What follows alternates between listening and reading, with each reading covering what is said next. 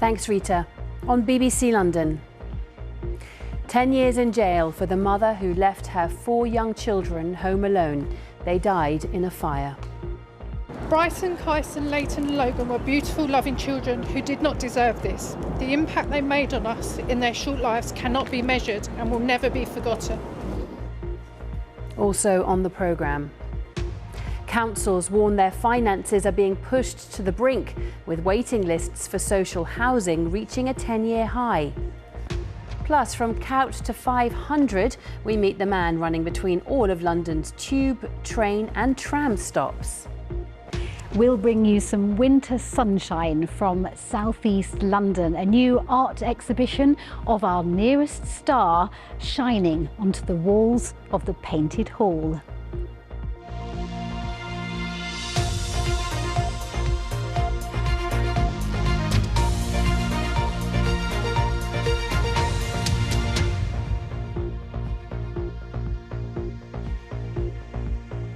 Good evening and welcome. I'm Alice Bandukravi.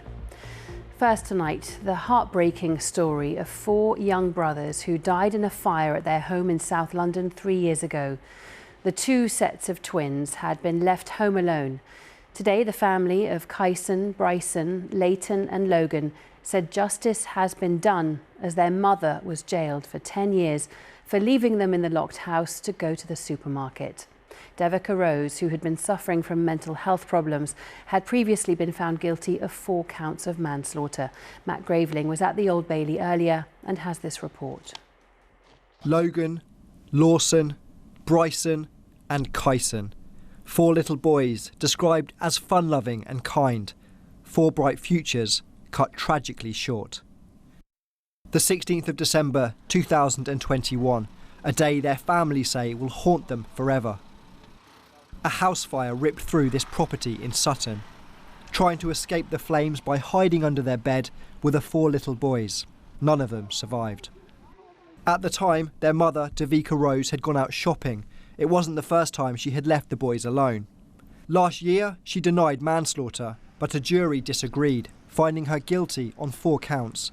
Today, she appeared at the Old Bailey for sentencing.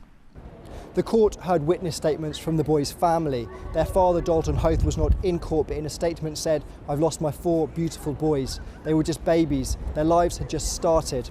I've wanted to join them many times, but I know I've got to fight for those left behind." And their grandfather said, "That traumatic night will stay with me for the rest of my life, seeing the house as an inferno and knowing that hiding under a bed were 4 little boys waiting to be rescued." As these statements were read, Devika Rose sat crying with her head in her hands and was joined by a doctor after she was physically sick in the dock. Her legal team explained that the mother had complex psychiatric mental health needs and a deep depression had impaired her decision-making.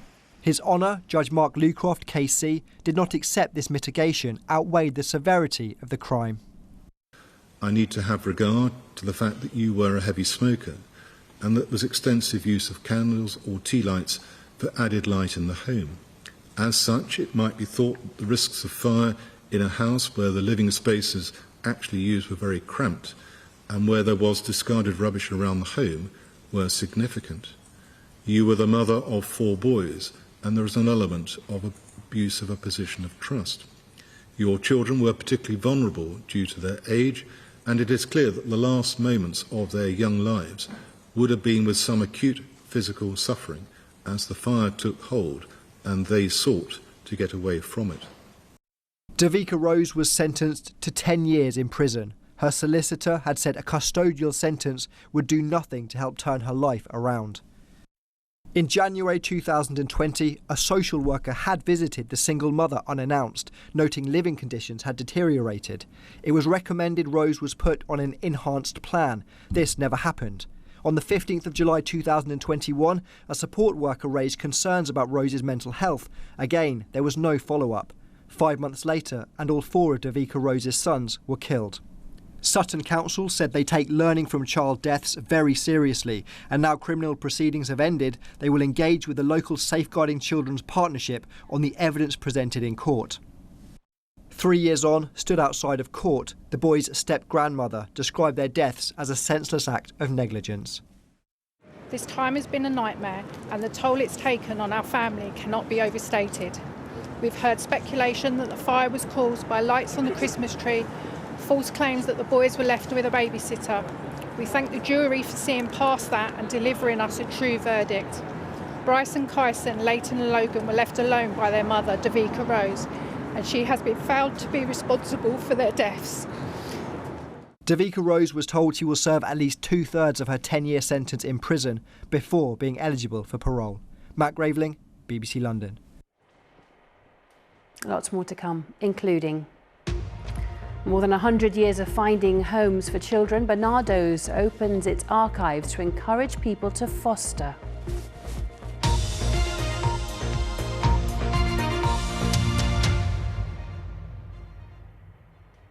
There's a warning that local authority finances are being pushed to the brink due to rising levels of homelessness, with London's social housing waiting lists at a 10-year high.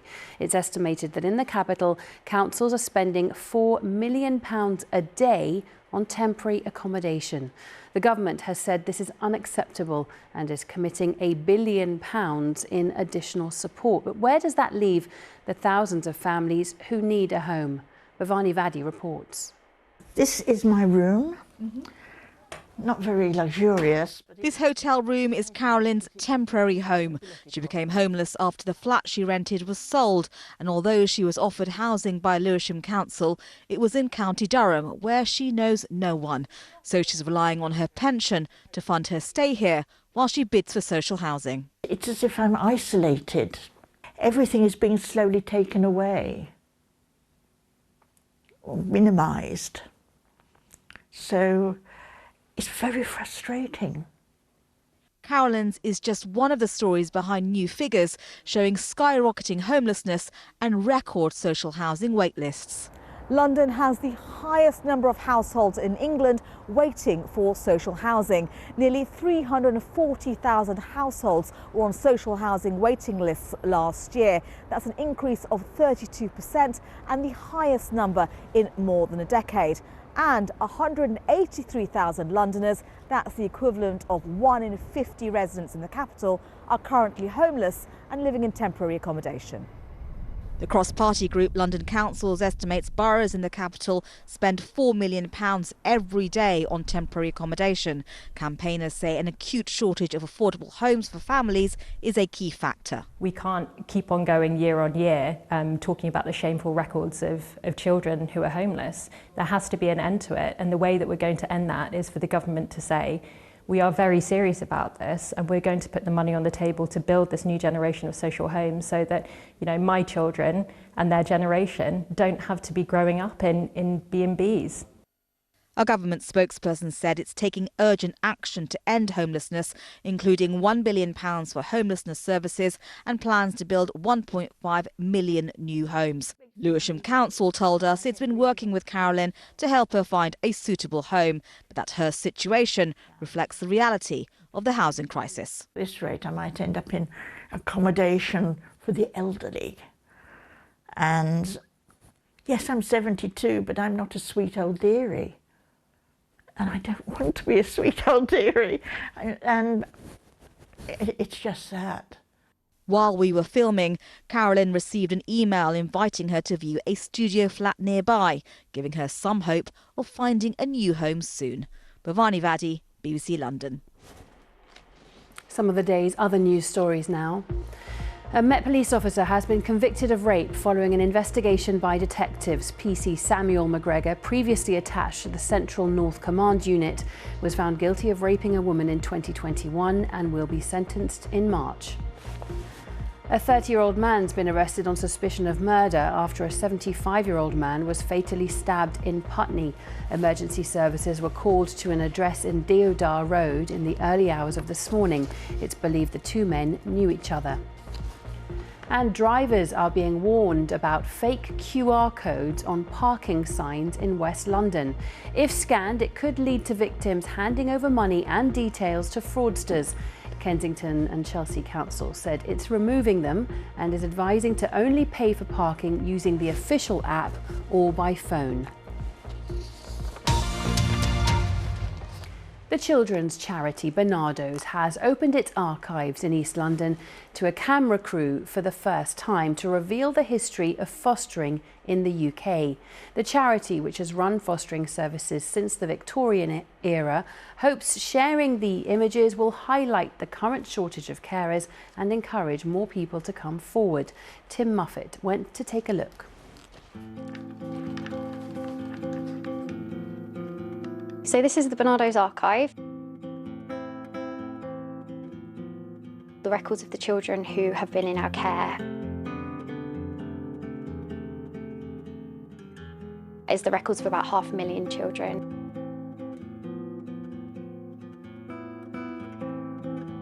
We really have a collection that shows really social welfare throughout the last 150 years. When Thomas Barnardo moved from Dublin to London in 1866, cholera had left thousands of children orphaned in the city. So impactful. We've been given rare access to the archives of the charity he set up, which still bears his name. Here we have the story of William Crook. He's aged 16 and 4'10", which gives you an indication of malnutrition that was happening in the area of East London. You also get William's own voice in a statement about why he was coming into the charity's care and about the help that he might have needed. Why is that unusual? It's just actually very unusual for us to have the voice of the children in the Victorian period. Now, Peter, what would you like Santa Claus to bring you? I would like Santa Claus to bring me my mother. This footage is from 1933. As well as setting up residential homes for children, Barnardo also played a key role in the concept of fostering, or boarding out as it was first known, which began in 1886. So that was really placing children in the community with families that would be able to provide them with care. He called it a hopeful experiment. Within years, it had really started to flourish. Abandoned as a baby, Jean Chafali was just 1 month old when she was moved into a Barnardo's home. 2 years later, she was placed with a foster family who cared for her until she was 17. Just used to say I'm Anglo-Indian.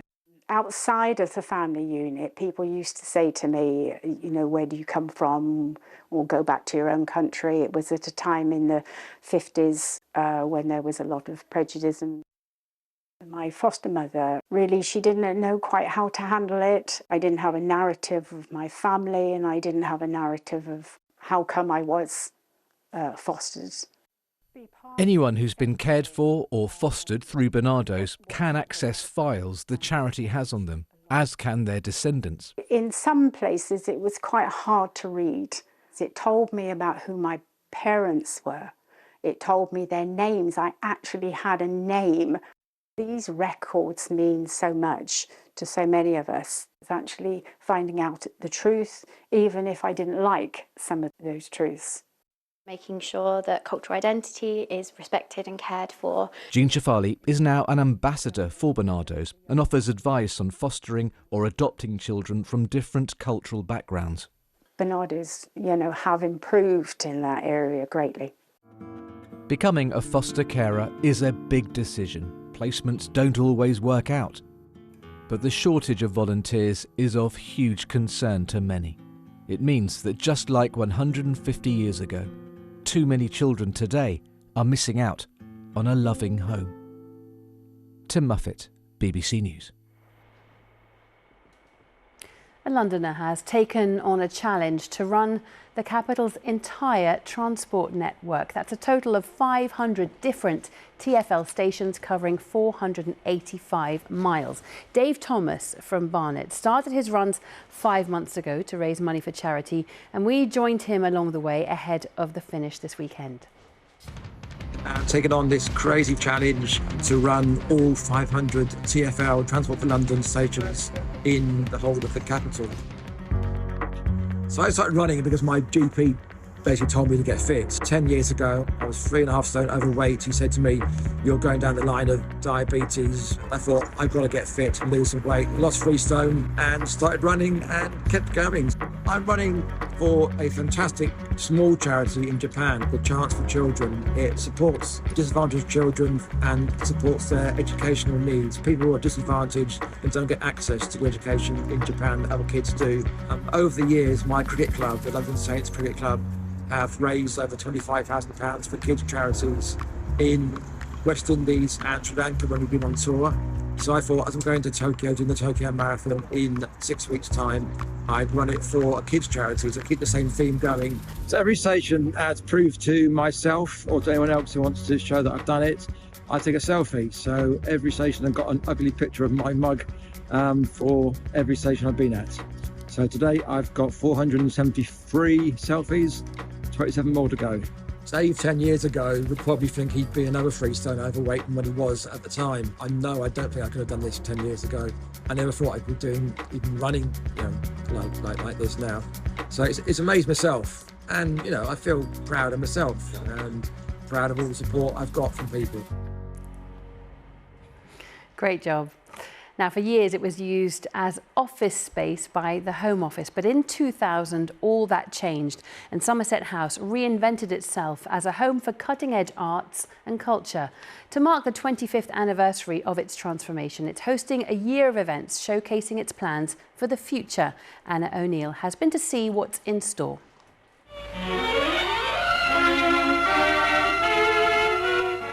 If you must get born, you must get registered. For decades, until 25 years ago, Somerset House was a set of government offices and a large car park. Fast forward to 2025 and it's now an internationally acclaimed arts destination. So lots of people know us for our skating rink, much loved, but we also have a big series of concerts in the summer series. We've done films over the year. Over the last decade, we've been building in all the spaces beneath the surface, the hidden spaces you can't see. We've been turning Somerset House into the home of cultural innovators. This is one of the most important places where art and creativity is now made as well as presented. Come with me down to Maker Street and we'll meet some of the artists in residence. Many of the artist studios are here. This is actually part of the infrastructure of Waterloo Bridge, right in the centre of town. Marie is director of Somerset House Studios. Wow. Yeah, so you see here the interior of one of our bigger studio spaces. This is the downstairs floor of one of the vaults. Each of them have 2 floors, and they're pretty sizable spaces. They are. There are around 70 artists in residence here in studios all over the complex, and going around means you definitely get your steps in. I love the fact you've got the bunting there that says wasted footsteps. I've done a few wasted footsteps today going around Somerset House. Clambering around, yeah, it's you're getting your steps in. London artist Jenkin Van Zyl has a studio here. So tell us a bit about your relationship with Somerset House. Yeah, sure. How did that start? So I've been here for about 18 months now, maybe almost 2 years, and I think obviously it has this kind of interconnected network of different practitioners, from musicians to set builders to artists. So I was always aware of it as this kind of strange cultural hub underneath a very conspicuous building. Yeah, I kind of like that contrast between this quite like stately, grand, and what you could perceive as like maybe cold institution that kind of contains this amazing rabbit warren of experimentation. Somerset House's first big exhibition of 2025 is called Soil, and it unites artists and thinkers from around the building and around the world to explore the remarkable power of soil. It's nice because you're left to do your own work, but there is a kind of really good team of people that support you in that work and then offer you opportunities to either show work in exhibitions or just to be involved in the kind of curation of events, or you feel like your opinion matters in the kind of community that then spreads out into kind of wider Somerset House. For its 25th anniversary and beyond, Somerset House will be hoping to live up to its new motto of step inside and think outside. Anna O'Neill, BBC London. Now from one London landmark to another, the Old Royal Naval College's Painted Hall has a new installation which could provide a glow to warm us during these cold, dark months. And Wendy Hurrell can tell us more. Well, there is some guaranteed winter sun here at the Old Royal Naval College in Greenwich. It's the latest art installation by Luke Jerram. Now, he's an artist I'm quite familiar with. In the run-up to the 2012 Olympic Games, he let off hot air balloons to drift across London and play ethereal music to slumbering Londoners. And I was lucky enough to go up as part of that art project. He's also responsible for Play Me, I'm Yours. That was pianos on London streets and stations. And there have been other celestial installations as well. There was the moon in the Natural History Museum, and we got to see the dark side of it. And of course the Earth, which was the centrepiece of the Winter Lights Festival in Canary Wharf. But this time it's the chance of our nearest star to shine. This is an artwork called Helios.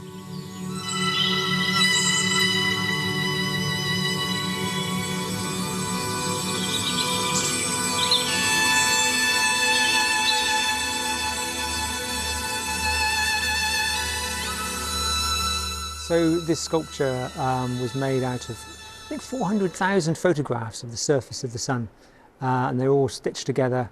And yeah, it took about 8 months to create this artwork, and it's here at the Painted Hall in Greenwich. I just love the way that the architecture sort of frames the artwork. And it's so detailed, isn't it? I mean, it's even picking up the solar activity that we've seen so much of over the last year or so. Yeah, that's right. So it contains sunspots and filaments and all these amazing details that ordinarily you can't see because you can't look at the surface of the sun. So this is the public's opportunity to see the sun up close for the first time. What does this art installation invite us to think about? I suppose the artwork invites us to think about the importance of the sun, both in terms of all life on the planet, but in terms of perhaps our mental health as well, and sense of well-being. So that's really important. But also a sense of scale, you know. So the Earth in relation to this sculpture would be about 6 centimetres across. It's completely nuts. So yeah, it should give people a sense of our place in the universe. I really hope this artwork is going to inspire a sense of awe and wonder and sort of give people a sense of our place in the universe. An opportunity to explore all the details and see the sun up close, and also get a bit of warmth and sun in the middle of winter, which is something we all need. You can come to see Helios from tomorrow, and the sun will be shining here in the Painted Hall until the 25th of March. Wendy Hurrell, BBC London. Thank goodness it's shining somewhere. Next to the 13-year-old from Essex, whose violin playing has earned her a role in the latest Tom Hanks film. The movie is called Here, directed by Robert Zemeckis of Back to the Future fame. And Delilah spoke to Lee Milner. Nice to meet you, Margaret. Nice to meet you, Mr. Young. Reuniting the director, writer and stars of Forrest Gump, it's the story of a single house, its history and the people who have lived there. Here features stars such as Tom Hanks, Robin Wright and 13-year-old Delilah from Upminster. Delilah, first of all, congratulations. What an opportunity to star in such a big film. Tell me about your role. So I play the violin girl, so as it says in my name, I play the violin, and that's like my main thing in the film. Gwilym Lee plays my dad, and Michelle Dockery plays my mum. Don't miss being here. I'm here. I'm glad you're here. This was our home. So how on earth do you get involved in something like this? I got an agent, and when I had this self-tape, they asked me to play a piece on my violin and do the scene that I do in the film. And then they recorded me and they sent it off to Bob. And my mum got an email a few weeks later saying, "Oh, Bob loved your tape. We'd like to offer her the part."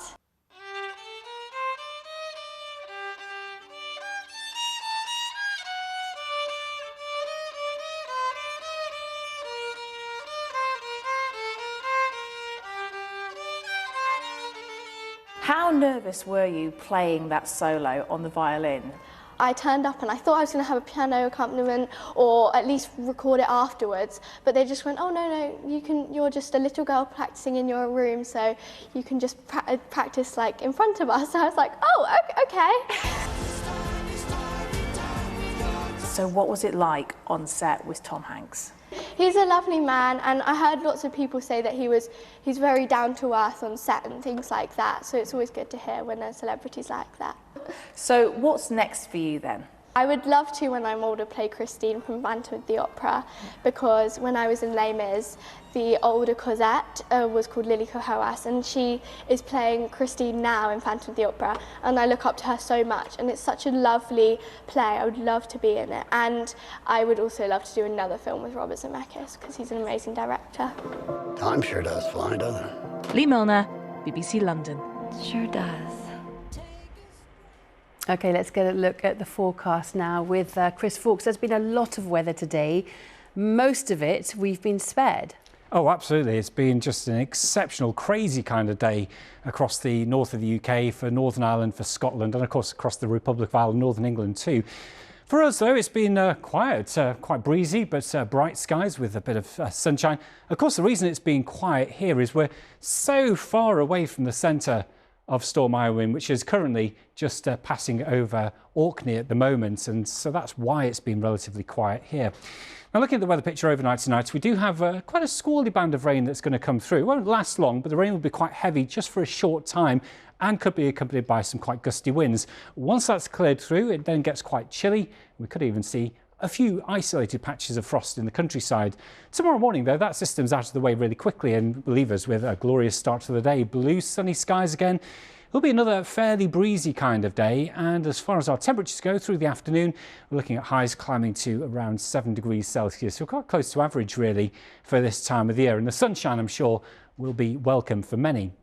Heading into the second part of the weekend, we get this next area of low pressure working through, and this is actually a named storm. It's been named by the Spanish forecasters or forecasting authorities. It's Storm Herminia.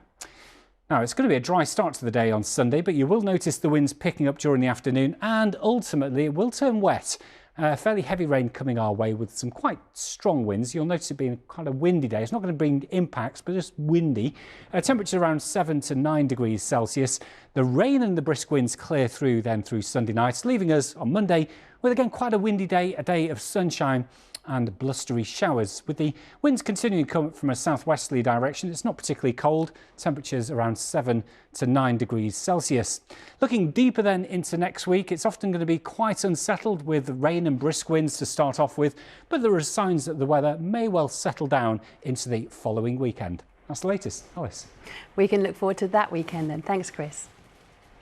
That's about it from me. I'll be here at the later time of just before 11 with our late news. But for now, from all of us here, do enjoy your evening. Bye-bye.